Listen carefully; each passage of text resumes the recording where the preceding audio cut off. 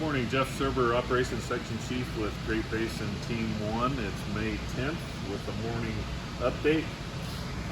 Division Alpha Zulu, this is a morning update on the Cerro Pelado fire. On the Alpha Zulu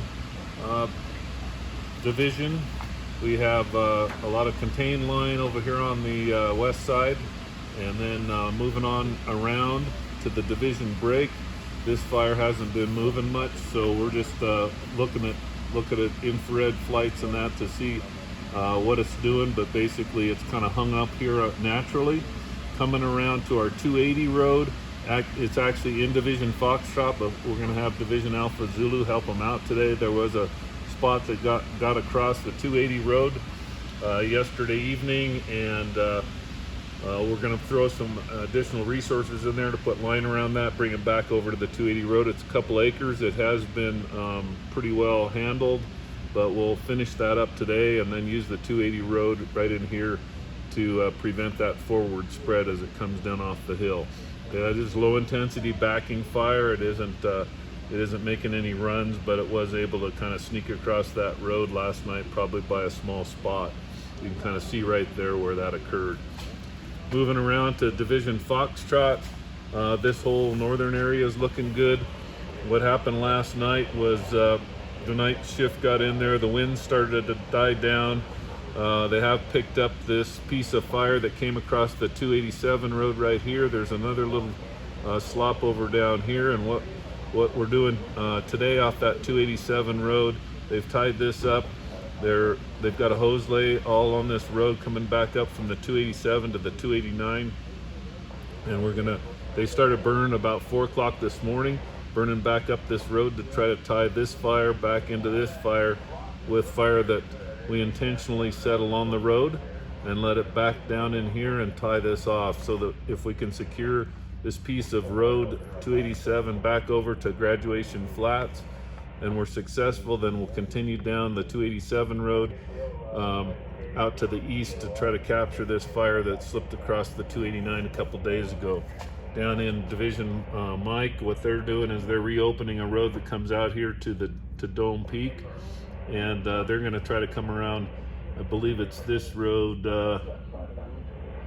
right in here, St. Peter's Road, that comes back out and goes out to the Dome Mountain. And they're coming out here reopening this road and planning on using it as a southern boundary, trying to keep this fire here from going south.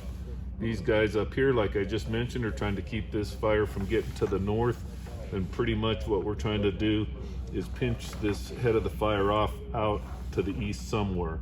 So we've got crews working to the east on the south end, crews working to the east on the north end, and that's kind of what will be happening during the day shift today, just pushing out this way, trying to keep that spread of the fire to the north and south.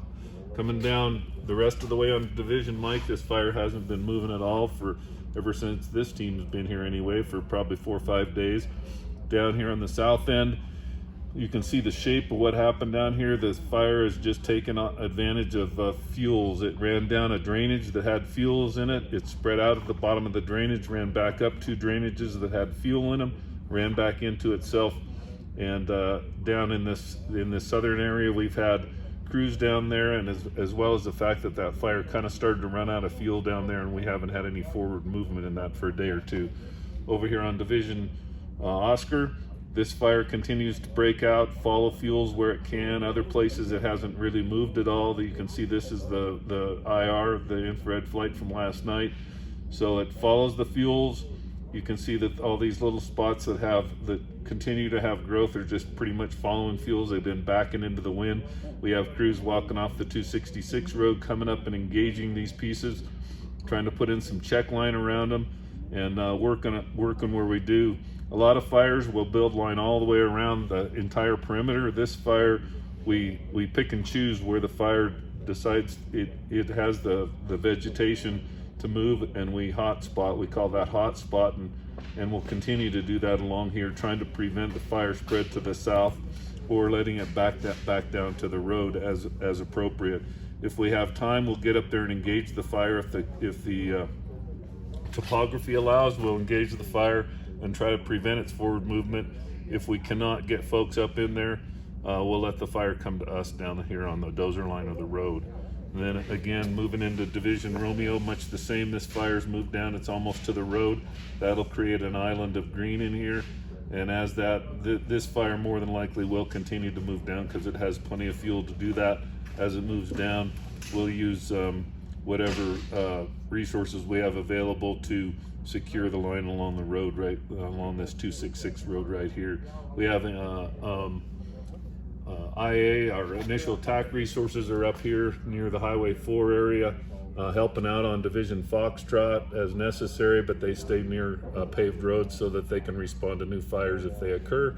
And then we have a structure group that is actually out here working on some structures in the Bandelier National Monument out to the east, in case that fire over here on the east side continues out in that direction.